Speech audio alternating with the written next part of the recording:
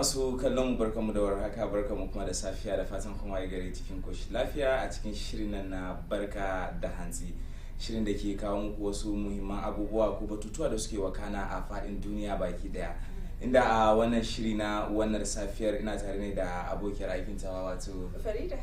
Zani kuma da nake gabatar muku a daidai wannan lokacin Nuhu Ismail Kaita, inda kuwa za mu shiga cikin shirin gadan-gadan domin mu ga da me muka waye gari a wannan safiyar. Amma kafin mu shiga cikin shirin bari mu dan shiga hutu rabi lokaci, idan muka dawo sai mu daura daga inda aka tsaya, ko Farida? Haka ne kuwa. Ta masu kallon mu a su dakace mu.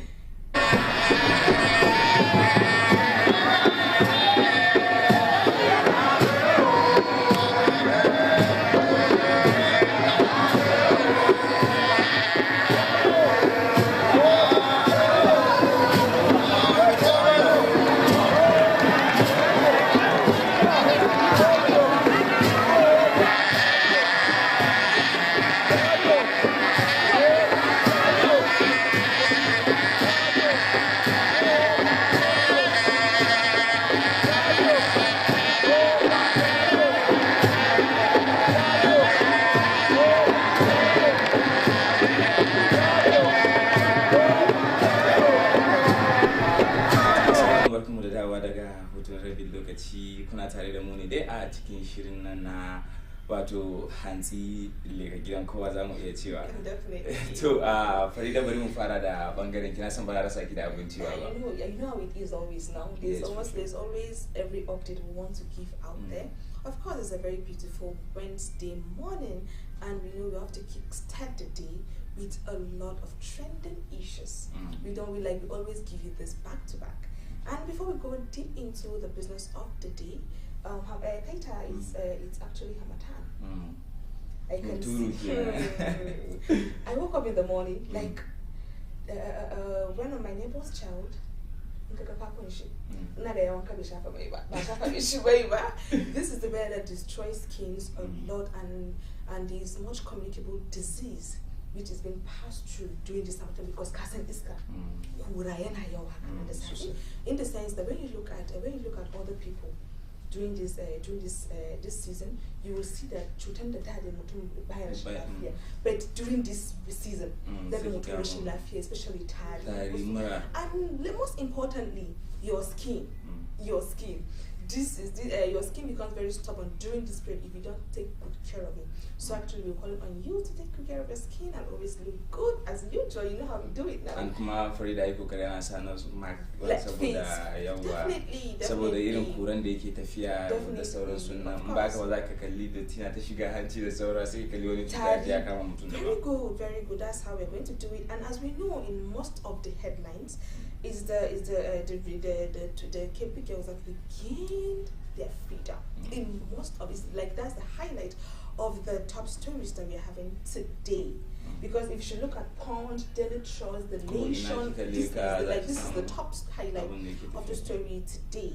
And as we all know that that they said despite reported intensified military operations against bandits, the criminals have continued to pave their way of terror, abducting 20 persons in Kwara and Kano between Monday night and Tuesday morning.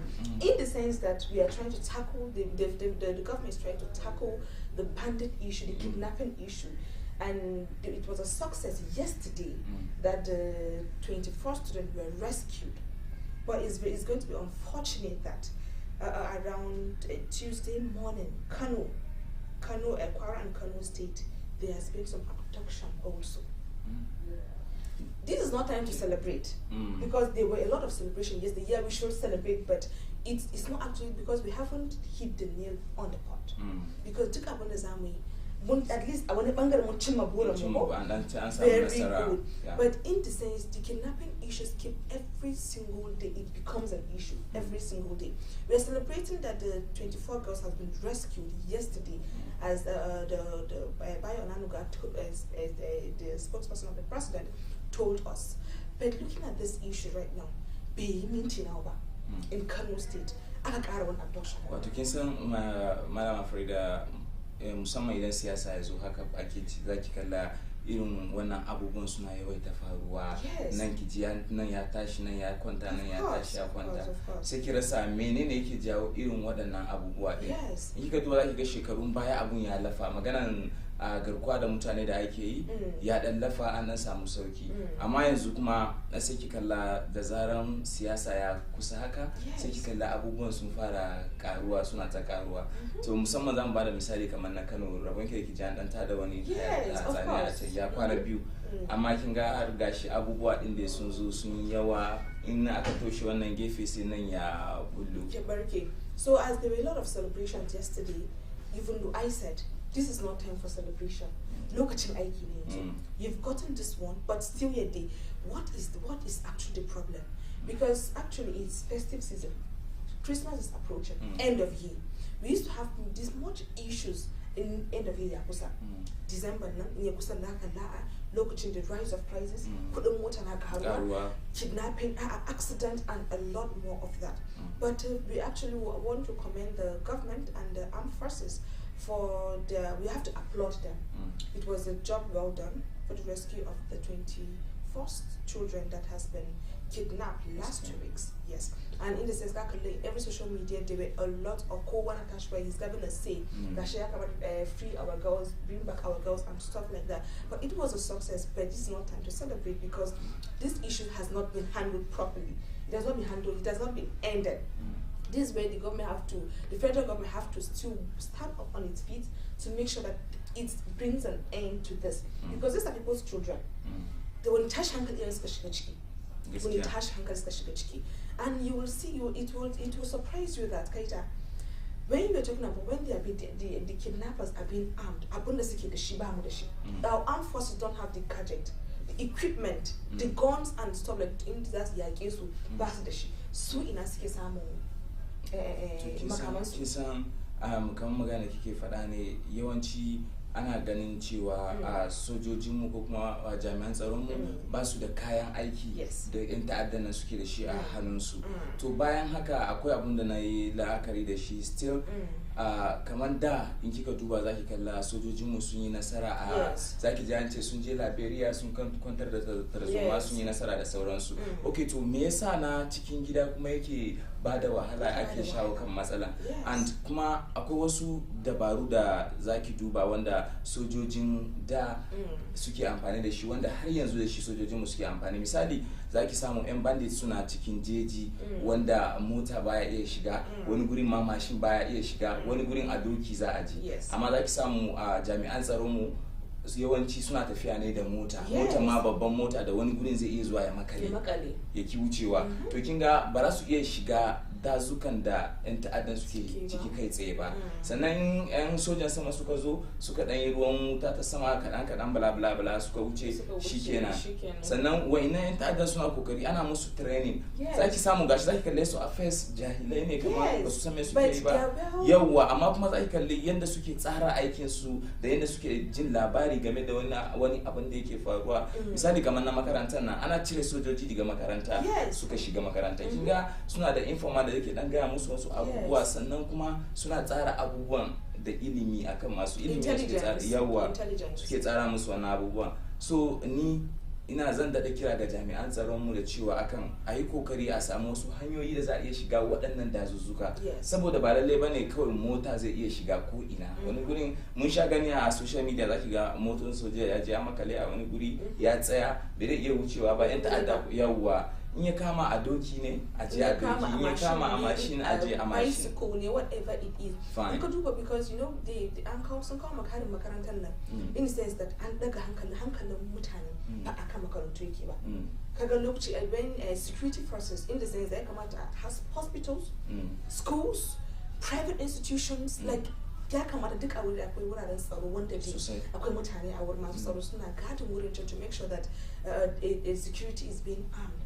But you see that zaka shiga wani makaranta, zaka fita ka shiga ka fita ba a san ka shiga ba. And also looking at the fact that people are mutane sun waye. In wasu makarantu zaka je zaka da kamun ka shigo, you have to write down your name, what you want. And as we said earlier on, they are informant. Wanda aka ce wani kusa kai ne zai sai da kai.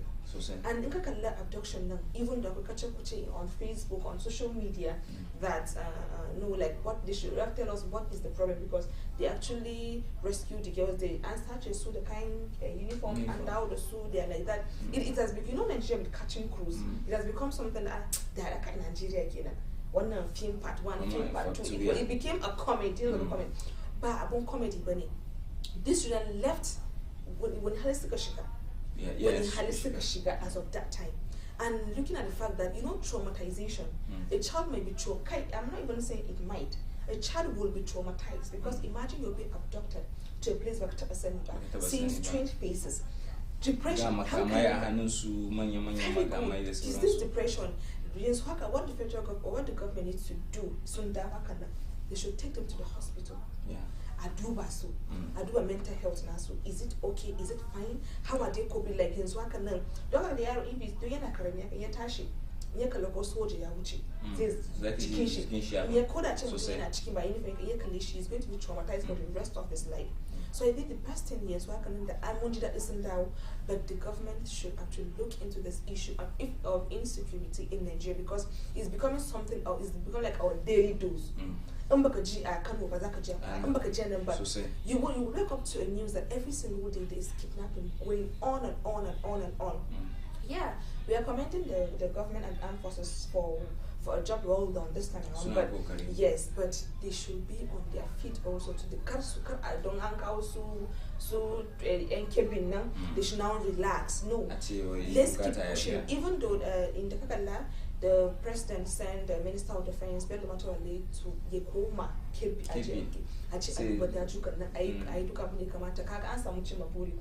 then at least in other states to Yakamata, Kamanakwara, the Kano, the Ina, they should take much measures. When it's being delayed, abuna zai haifar abuna kamata ka yi shi a minti daya kaje ka yi shi a 2 days is taking as the much time is taking, the more danger is becoming.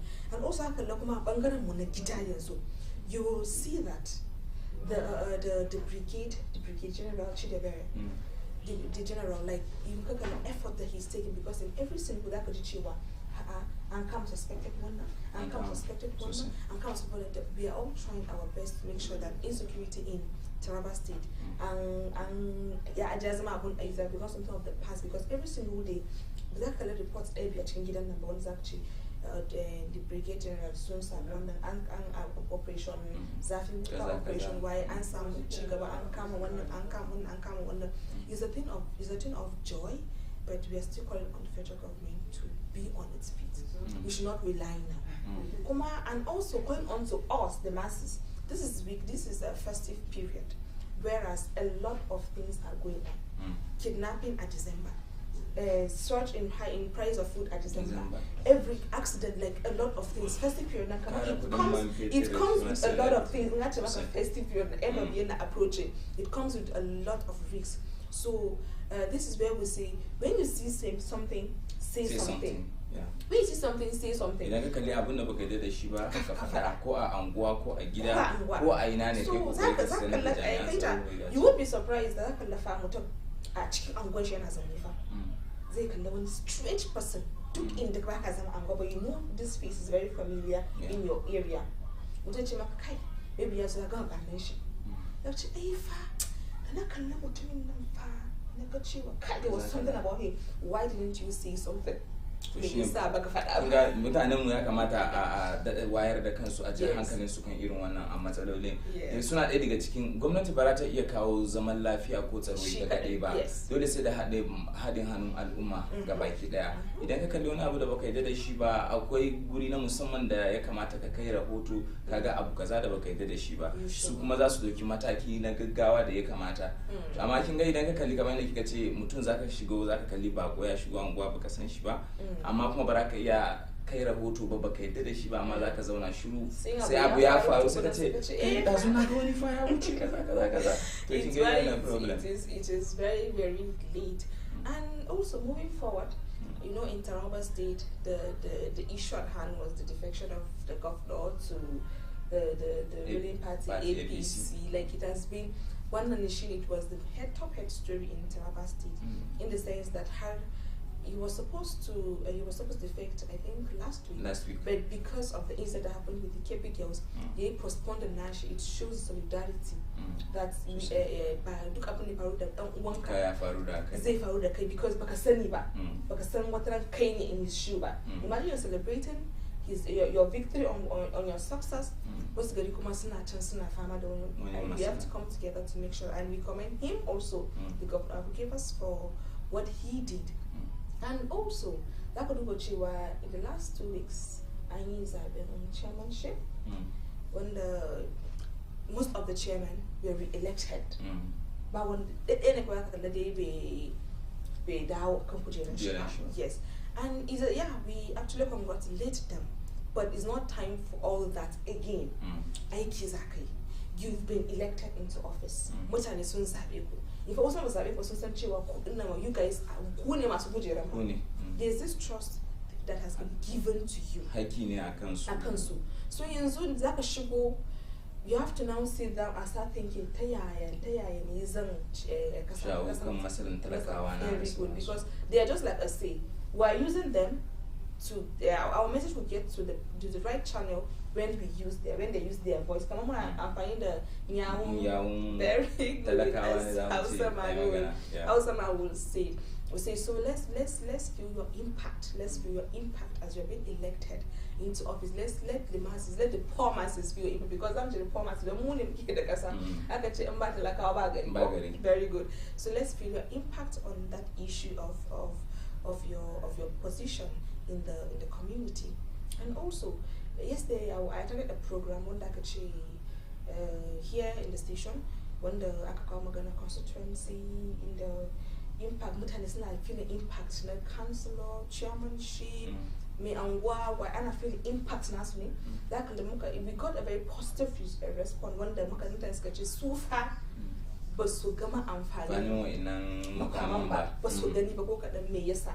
Dan mutum in ya shigo wurin can, a lot of issues that the faru a Taraba State, in the sense of road, water, and infrastructural wanda komai da ba. Gaskiya an furta maganar kin nan ba ke kaɗai yake damu, yana damun mutane da dama, saboda wani yakan iya cewa ma shi bai ga amfanin kansula a anguwa ba, wani yake cewa shi bai ga amfanin chairman a anguwa ba da sauransu. So ya kamata watakila idan matsalan daga gwamnati ne ba ta ba su guduma wanda ya kamata su ba ma talakawa, so ya kamata gwamnati ta yi kokari ta ba su guduma wanda ya kamata ta ba talakawa. Idan kuma ana ba su guduma wanda ya kamata su ba ma talakawa ne, ba sa amfani da shi hanyar da ya dace, to yana da kyau su san cewa fa kowane karamin position a gaba ka dukkan kantan shi yana da muhimmanci, kuma akwai wanda suke karkashin ka akan wannan abu. So ya kamata ka yi komai tsakaninka da Allah.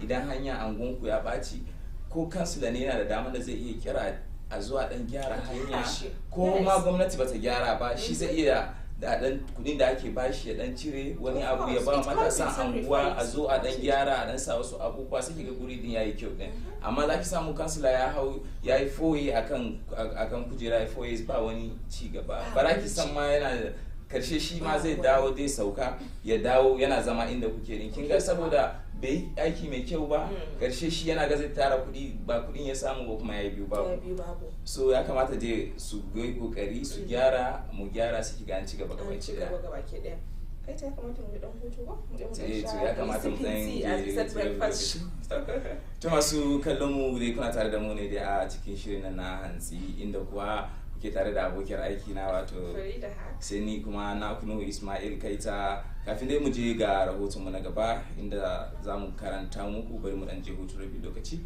idan muka dawo sai mu daura daga inda muka saya da fata masu kallon mu za su dakace mu.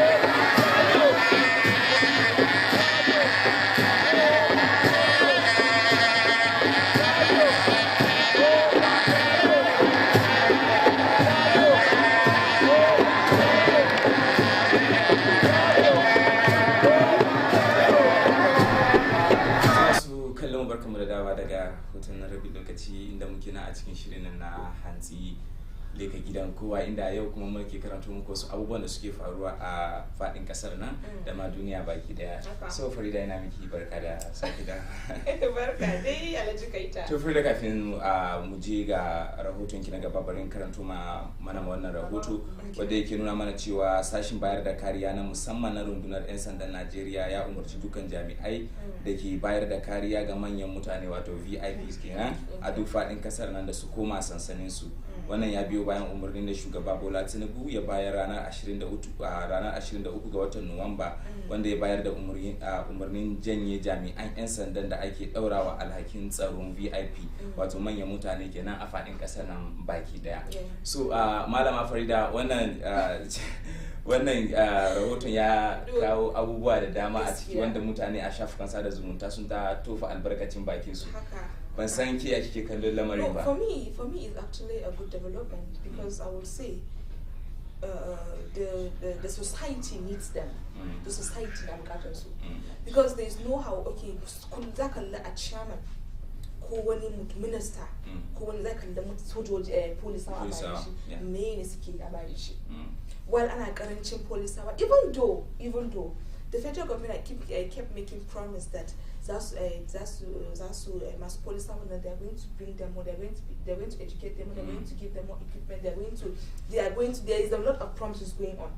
Zaka lauke ga polisawa nan gurin. But now, we are using a modern technology. It's not using abun da ya wuce technology zaka lauke bindigan su ma abubuwan da ne. But we are not working with trend. We are not working with development. We are not working with the era, digital era da muke ciki yanzu. Yanzu ba magana ma a kawo da su a mai da su cikin gari bane babu. They should be well equipped. Maganan kenan. In sun dawo cikin garin kam da mene da suna da kayan aiki enough ne? Suna da kayan aikin zamani ne? Okay, an wayar da kansu akan ci gaban da ake ciki yanzu a era nan ne? This is the most important thing a dinga duba shi ba. To kinga kuma yana da abin da ke faɗan nan yana da matukar muhimmanci sosai saboda wani lokaci zaki kalla ko a social media idan aka nuna wani hukuma da wani irin makamin da yake hannun shi sai ki kalla ana comment da cewa bai kamata a ce kaman kasa Najeriya haka da take ci gaba da wannan makami kuma wasu ke amfani kuma ke yakan ta'addanci ba and still kuma zaki samu polisawa ko kuma jami'an tsaron da suke bayan manyan mutane din zaki samu ba wai wani kariya na musamman ne suke ba wa da manyan mutane din ba wani lokaci babban mutum zai iya yin tafiya baya gari zaka samu police yana gida ko soja misali yana hutawa kawai ba wani abin da yake yi so kin gani idan kowane jami'in tsaro yana da amfanin shi kowane jami'an tsaro yana da amfanin shi so kamar inda shugaba Bola Tinubu ya ce idan yana mutum na bukatan mai bashi kariya sai dauki civil defense kin ga shikenan sai polisa kuma sai su dawo gari a je a yi aikin da ya kamata because so the police is your friend don abu yana faruwa first thing da ake duba mutum abu na faruwa kana za a ce mu je police station ana ce mu je gidan sojoji ne ana ce mu je gidan civil defense ne kin san soja ka ce sai abu ya baci ake gani first thing first police is our first aid duk abin da yake faruwa da mu haka nan first zaka dabbace you contact a police officer or go to this nearest police station to report whatever case you are having. So you don't basu dawo sun hada kan hannu and fight abun da ke faruwa a cikin gari ba.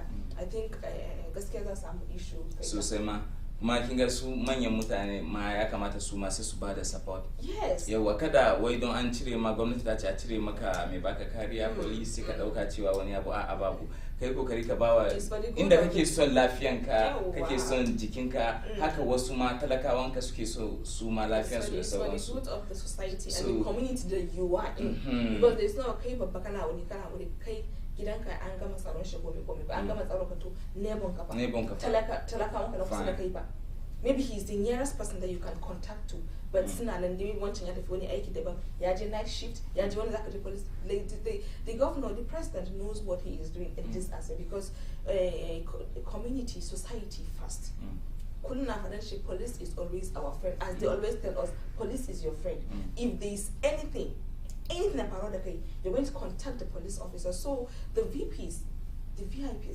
if you really need kariyanka as he said get the civil defense wanda su ne za su maka abin da ke bukata but for now su a dama da polisawa a cikin gari a cikin gida kuza don su ne da mutane da we are going to go to first mun shiga cikin wasu matsaloli kuma so in our next report here I will stop rigging, vote buying, Amupitan vows.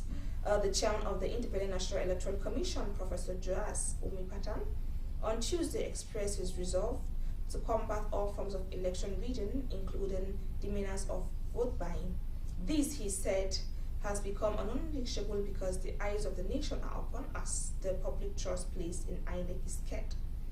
Amupitan, who took the reins of leadership in INEC in October, gave the commitment while swearing in Professor Tenda as the resident electoral commission for Oyo. The ceremony held at the commission's headquarters marked Tenda's redeployment to Oyo as part of INEC's ongoing efforts to strengthen electoral administration across the country.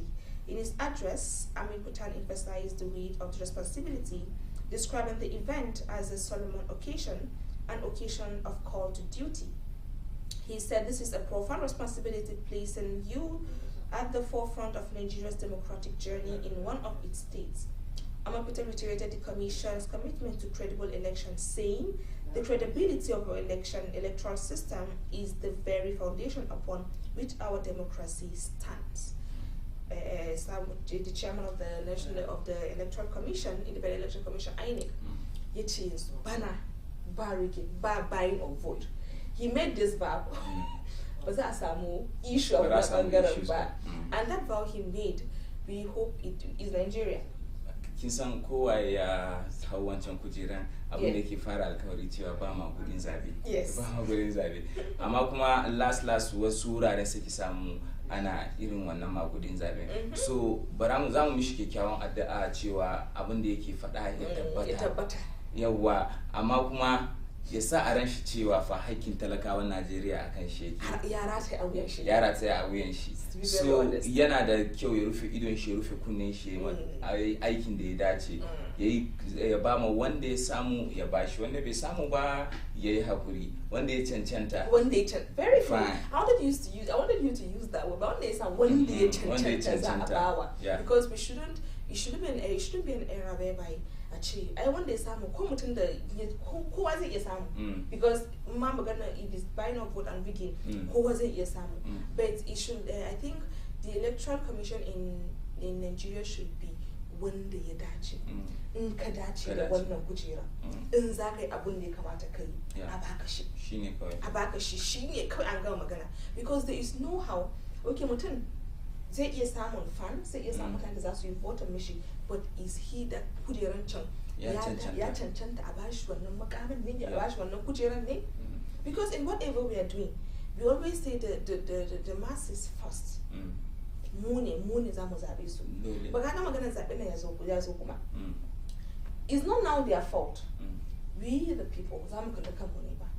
Za mu ce religious sentiment, ethnicity sentiment, regional sentiment, kai duk sentiment da muke da bambanci da za a je shi ne, because we always want the best. In mutum an zabe shi na shekara 4 ne, in ka san bai cancanta ba don ya zo ya baka dan wani 1 or 2, ya zo ka yan murdan ku, you will still be the one to swear for 4 years. We are in this together. Tare za a sha wahala ne kawai. So it should be a new era, a new dawn for Nigerians, that we give the credibility to anybody that is worth it. Mun san cewa zai aikata abin da samu bashi. Mu zabe shi da mun san zai aikin. Ba wai don shi kawuna ba, ba wai don shi musulmi dan uwana ba, ba wai shi daga garin mu yake ba, ba wai shi dan uwan matana ba.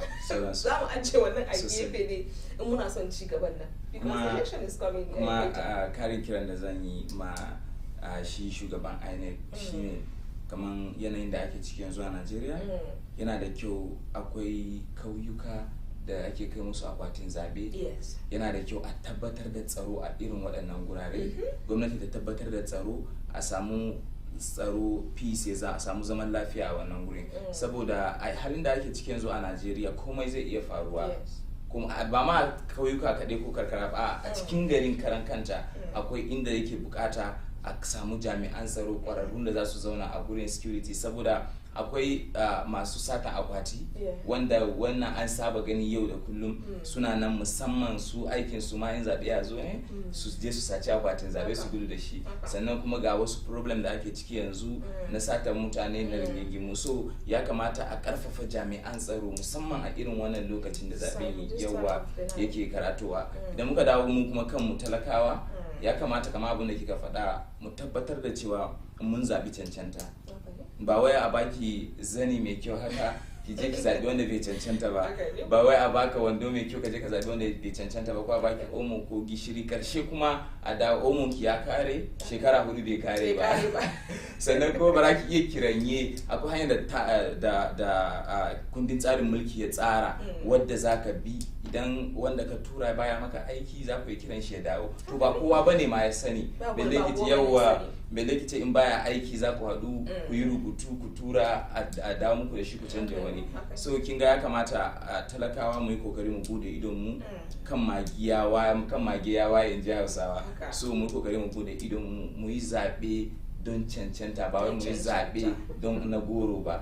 Wannan yana gana da matukar muhimmanci ga mu talakawa mu sani. Wallahi ya kamata and kuma mu manta like aka ce political talks in bangan siyasa kike so. This is the time whereby ake kamar suna campaigning. A politician made a statement where in any political duk abin da za a yi politics in banga they plays a vital role in that. That's political talks because there is no politics without political talks.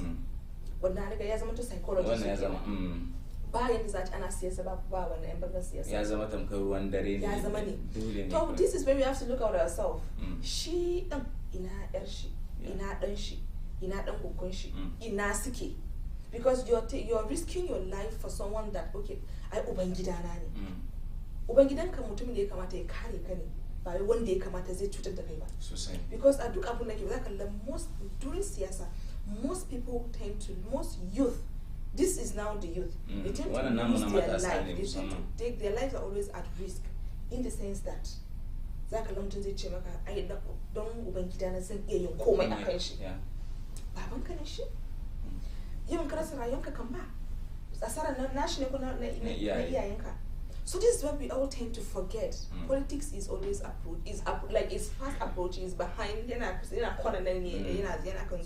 we should look at ourselves, we should look at what we can do, we should look at how we're going to get ourselves involved in abundance tema kamera. Because right now when they say there's no politics without political talks, are you willing to sacrifice yourself for that? For what? Duboda, the Libya? In my in zaka san cewa abun nan fa akwai murda ciki fa. Zaka taba ganin cewa political talk an bashi a wani office, wani aiki, wani abun da dai aka ce kaman kifi ne.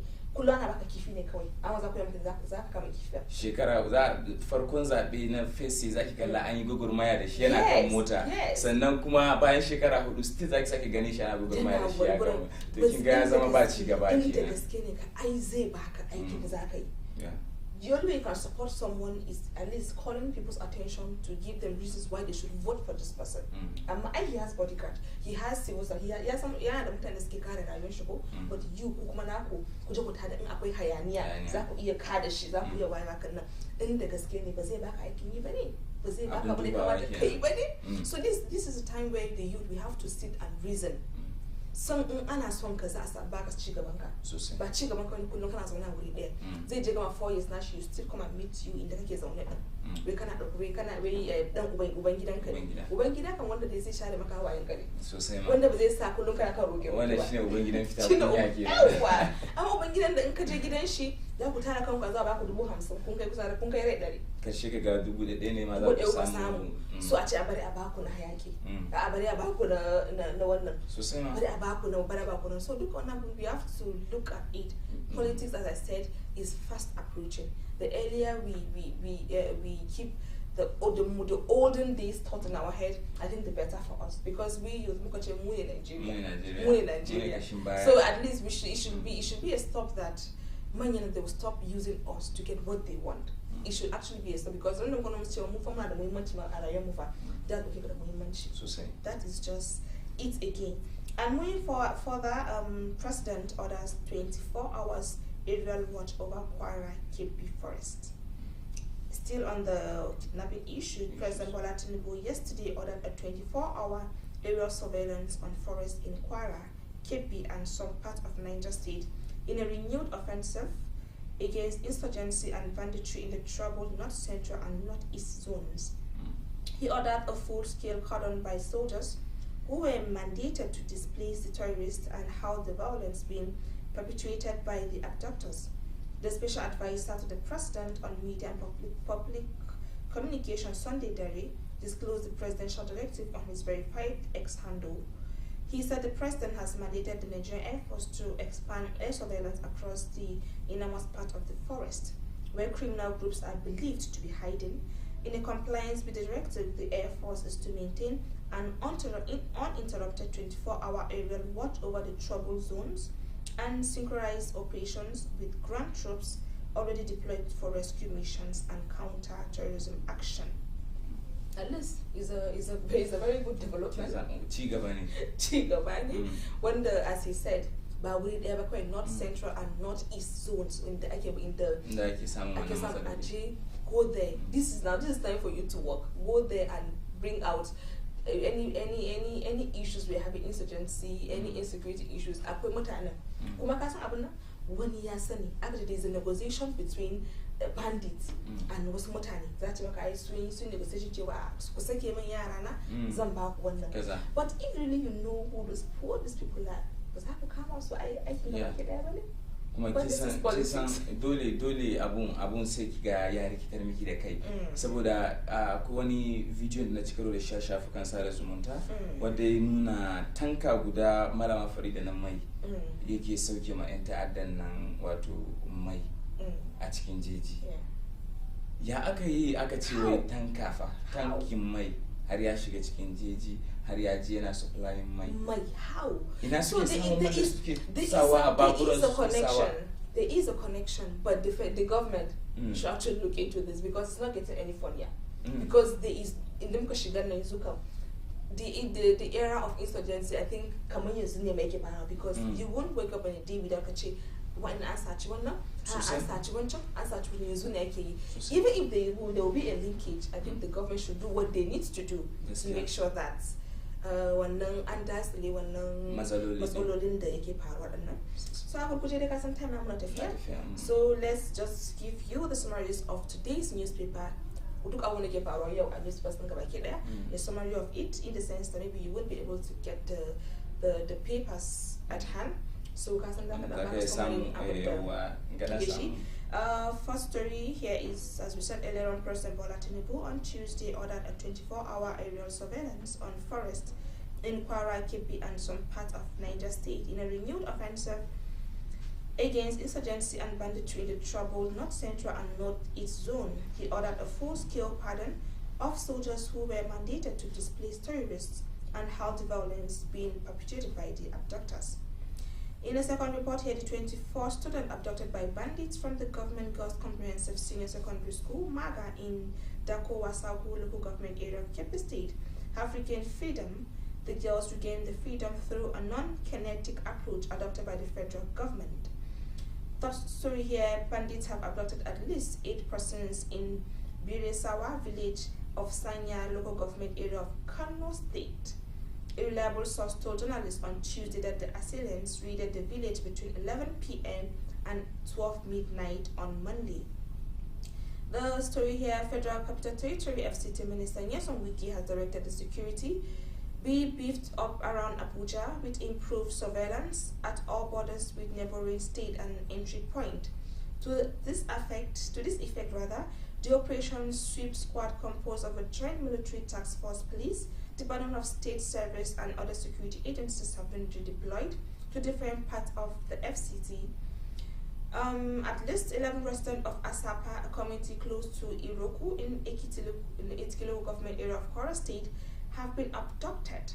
The attack happened barely 24 hours after victims abducted during a church service were released. The fresh attack, which occurred around 6 o'clock p.m. on Monday, it was gathered was carried out by an estimated 20 to 30 bandits. This is very unfortunate. The House of Representatives on Tuesday held a special plenary session on Nigeria's escalating insecurity, with lawmakers issuing some of the strongest self-indicating speeches heard in the chamber in recent years. Members warned that the country was sleeping, institutions failing, adding that Parliament must take responsibility to rescue the nation. Katsina State Police Command has confirmed the arrest of a newly married woman accused of stabbing her husband to death barely 3 days after their wedding in Jabia local government area of the state. The police said the groom was found in a pool of blood at his residence in Tashalbuja community and was later pronounced dead at the hospital. The Naira on Tuesday depreciated to 1,474 per dollar in the parallel market from 1,465 per dollar on Monday. Similarly, the Naira appreciated to 1,441 per dollar in Nigerian Foreign Exchange Market (NFEM). Lastly, the function of the People's Democratic Party aligned with the Minister of the Federal Capital Territory has approached the Federal High Court in Abuja, seeking an indemnifying the party's convention held in Ibadan, Oyo State, on November 15th and 16th by the function aligned with the Oyo State Governor Seyi Makinde. The suit mapped it has plaintiffs that the PDP, its acting national chairman Muhammad Abdulrahman and national secretary Samuel Anyawa. I think that's all we have for you on the summaries of the newspaper today. For me, Farida, I will tell you that when you see something, you should say something. Yeah. So masu kallon mu da wannan wato zamu ci rahotannin da kuka saurara, zamu iya rufe shirin nan baki ɗayan shi a daidai wannan lokaci, ganin lokaci ya fara hararan mu. Da fatan kuma kun ji abin da ita Malama Farida ta ce, idan ka kalli abun faɗa to kai kokari ka faɗa, kar ka zauna ka kalli abun faɗa kuma baka faɗa ba, ƙarshe ka dawo kana ce sai abu ya faru ai da ka faɗa da kai kaza. To muna godiya ga reku masu kallon mu duka anan shirin nan yazo ƙarshe. Shirin barka da safiya kuma ce barka da hantsi, a madadin wanda suka taimaka wannan shirin yazo gare ku da ita abokiyar aikin tawa Sani Nuhu Ismail Kaita nake cewa da ku mutara a wani mako idan Allah subhanahu wataala ya kai mu, domin jin mu a cikin wasu sabbin rahotannin da zamu zo muku da shi. Ku huta lafiya.